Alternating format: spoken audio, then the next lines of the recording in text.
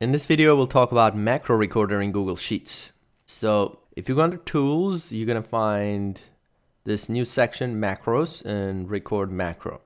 So macro recorder is basically something that will repeat the steps that you do. If I record a macro, so I'm gonna do it here. So I'll do tools, macro, record macro. So now it's basically recording whatever I'm doing on a screen. And there are two ways of recording. There is the absolute reference and there is the relative reference. So I'm going to start with absolute reference for you to see what's going to happen. Macro recorder is basically now looking at what I'm doing and it's going to record all the steps so it can actually repeat them. Now when you record this, the pace you record it at doesn't matter. So whether you do this slow or fast, the result is going to be the same. So it's best to take your time and make sure you do it right, rather than try to do it fast and fail at it and then try to record it all over again. So I'm going to do some basic steps here. I'll go ahead and change some formattings, add a formula, and add a column, things like that. So in here, I'm going to add a new column, call it location. And then I'll go ahead and format it the same as this. Then I'll go ahead and create a formula. So I'm going to join city and state together with a comma, quote, comma space quote. So function, and I'm going to drag it down. Maybe auto fit the column. And then I'll go to this sales column and change the number formatting. Maybe we'll decrease some decimal points, make them whole numbers, and maybe add another calculation. Make the formatting the same. I'm gonna say equal sales minus cost of goods. Send it down. So there we have it. I just recorded all those steps. So once you're done, you just hit save. And then you have to give a name for this macro. Boring steps. So it's a very good way if you're doing something repeatedly every single month and it's the same thing. Maybe create a macro that will just pretty much repeat those steps. So now that macro is going to be under tools, macros, and see there is that boring steps. So if I undo some of the steps, I believe this is where I started. So I'll go under tools, macros, and boring steps.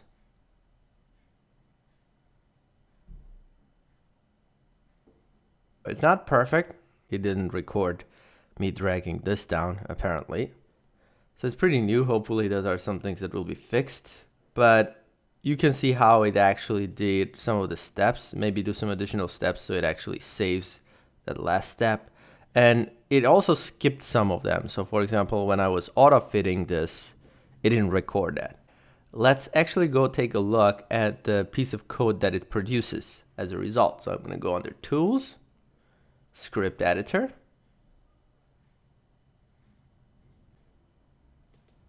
There it is, macros.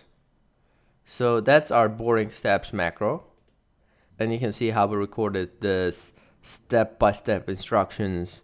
If you watched any of my AppScripts previous videos, some of these things should be pretty familiar to you. So you can see how we go to the spreadsheet app class and we get basically the active spreadsheet. And then we go get the range, and it basically does a lot of extra steps that are really not necessary. So for example, instead of just typing the value in I1 cell, it will first go and activate it. Then it will set that cell value to location.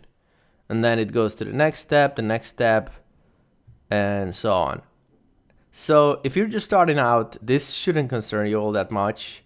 Just record it, replay the macro, let it do whatever it needs to do. one thing I want to show you, I'm gonna close this. So now I want to show you the difference between the type of macro you record. So for example, if I'm right here in this I2 cell, and I go under tools and do macros and record a macro, and right now I'm in use absolute references mode. So if I go here and type equals this minus this, hit enter, that gives me that total number. So I'm gonna go ahead and save this macro, that just a single step, so you can see what's gonna happen. Net calculation or something.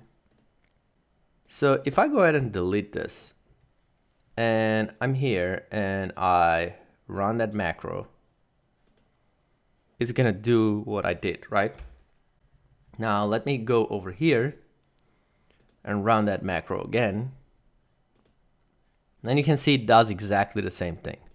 So this is the result of using absolute references when recording.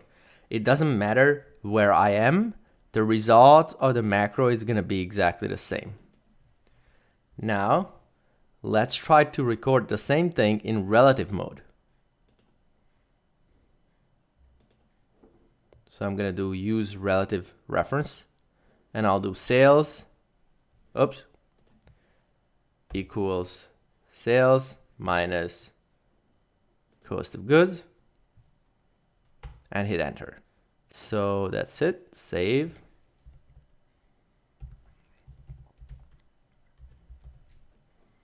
Relative reference. So now if I delete this, I go here, I'm gonna click in that cell, macros, relative reference. Same thing, right? Now I'm gonna go to this cell. I'm gonna go tools, macros, relative reference. And see what it does now, it's doing this too. Because relative reference works relative to the cell that you started. So if I started recording in this cell, I took this minus this, it's gonna do relative to this cell. It was like this cell, meaning 1, 2, 3, 4 cells to the left, this cells, and 3 cells to the left was this cell. So it's gonna do that calculation. And when you do it here and you run the macro, now it's looking at this two. So this many steps to the left, this many steps to the left, this other cell. Which means if I'm over here and I try to just run the same thing, see, I'm getting an error because now I'm relative to this. It's this many cells left, this many cells right. And that's your relative cell reference.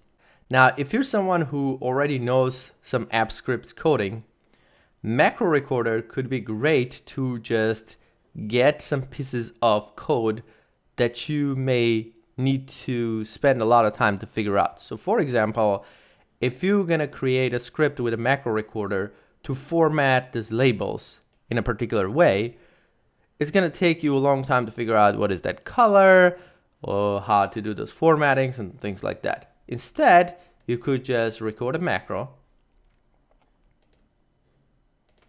And absolute is gonna be fine for this all the time. So I'm just gonna highlight this, give it some styling. So make it centered, maybe change the background color, maybe change the text color, do some borders, something like that. So then I'm gonna stop this, save it. I'm gonna call it colors.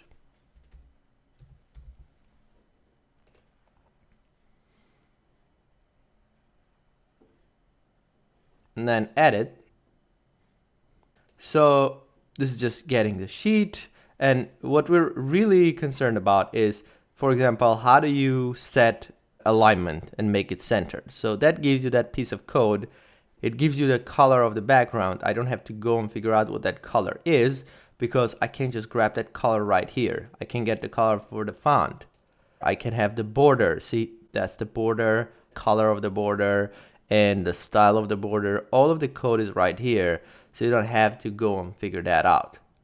So you can easily take that code and transform it into something that will get you nicely written code, and you can incorporate all those in your code. So let's do that. So if I do var ss, and I'll take my spreadsheet app,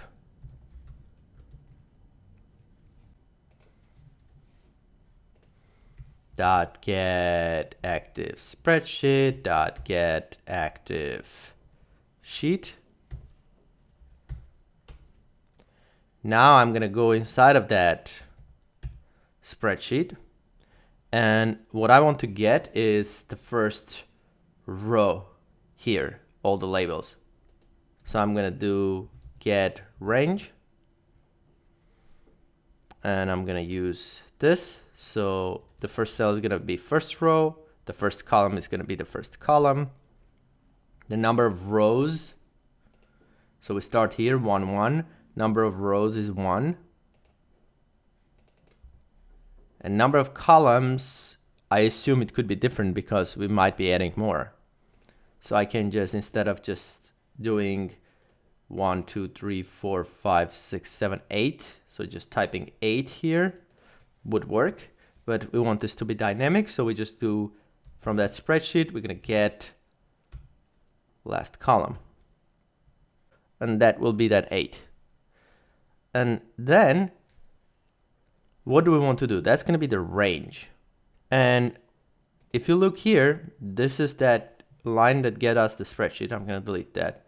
This is where we get the range, and we activate that range.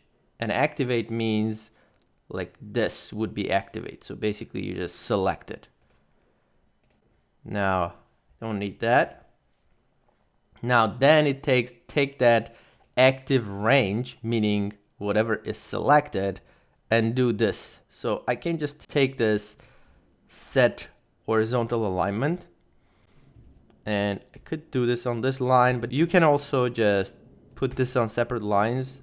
That would work too. So that gets me the horizontal alignment for this range that I've highlighted, the background color, the font color, the border, and that ends here. Now, do I need this? No, I don't need to go and select another cell. If I save this, now I have a new colors macro, and this should achieve the same thing. So let's go test this out. Go back here and maybe go to this tab. See, we have more columns, more labels. That's perfect. Macros, colors. And it found out how many columns we have. It basically did all the colors, background, centering, and all that stuff. And our macro now is much better than the recorded macro because it's dynamic. We're actually dynamically figuring out how many columns it needs to go through to highlight it, while the original recorded macro would have just done that range only from here through here. A couple of other things I wanted to mention is that when you record a macro, the steps that you do and the way you select things make a difference. So what I mean by that, if I go here, you know what, actually to make this example easier to understand, I'm going to delete some of these rows.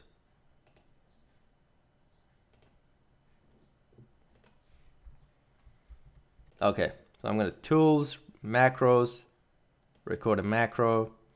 Absolute references is fine for this. So when you're recording a macro, if you go here and highlight from here through here, and you give it this, or the other method would be to click here and press your Command Shift arrow key down or Control Shift arrow key down, and then go ahead and do your border. So two methods. One, I just went with my mouse and I highlighted that range.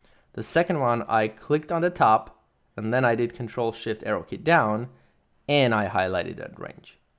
Now, or if I'm here, let's say, and Control down, that will send me down, and then I'm going to try to give this some background color, or I could click here and give this some background color. So let's save this and see what we get as a result. shortcut.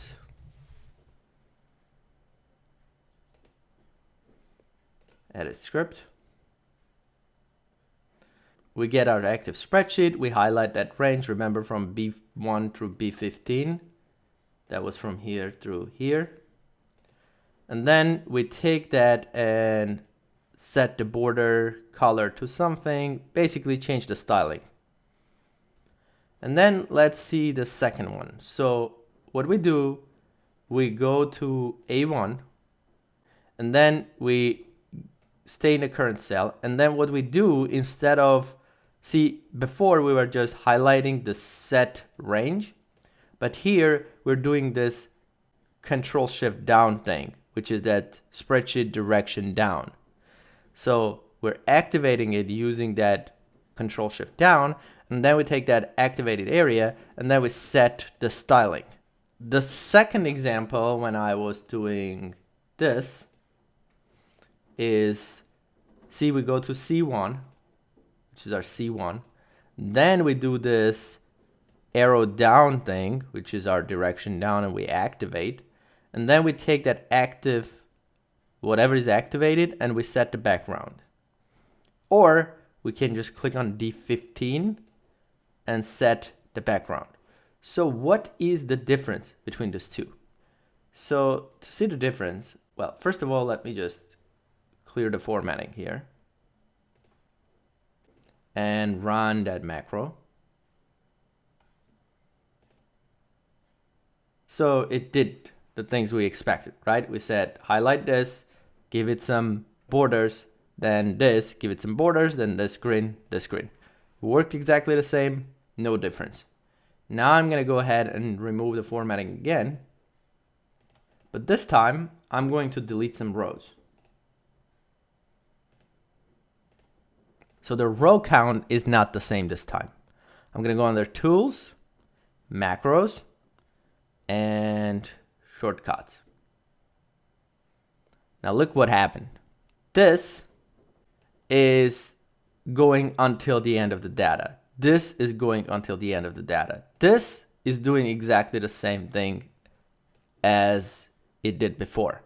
So if you just highlight manually like this, it's gonna do the same area. But if you do Control Shift down or Command Shift down, depending on the platform you're on, what you are going to find out is that it's actually recording that action of Control Shift down. Therefore, if your data is a different length, it will actually capture that change. So here too, see, Control down, I found the end, and then I colored it. Or you click here and you color it. But if you click here and next time your data is, let's say, more or less, then clicking here is not gonna find the last cell in your data. So if you want a more dynamic macro that will basically just format your data depending on the number of rows you have, you could record it in a different way. So you can just go here. Let's just record one, Tools, Macro, record macro, and absolute. So the first thing I'm going to do, I'm going to format the labels. Now the labels are going to be always in the same spot, meaning I can just select my mouse, give them the colors, backgrounds, whatever they have to be.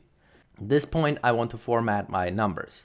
So to format my numbers, I'm going to click here and then do Control Shift down or Command Shift down, depending on the platform you're on.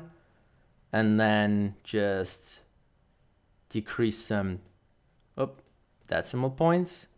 And then Control Shift down again. And decrease some decimal points for this too. Then I want to highlight this whole thing and give it some borders. So I'm going to click in the cell, then Control Shift right and down, and then go here and do some borders. Basically keep doing this Control Shift down anytime you need to highlight the column or the row. Once you're done, it's probably a good practice to click back on A1 cell, and then we're going to save this macro. Better formatting. Hit save. So now because the way I recorded this, I should be able to make this work for any size of data. So if I clear this formatting and we just run that macro, better formatting, that works just fine. Now let's clear this again and maybe delete a few rows and then try this one more time. Better formatting, and it works again.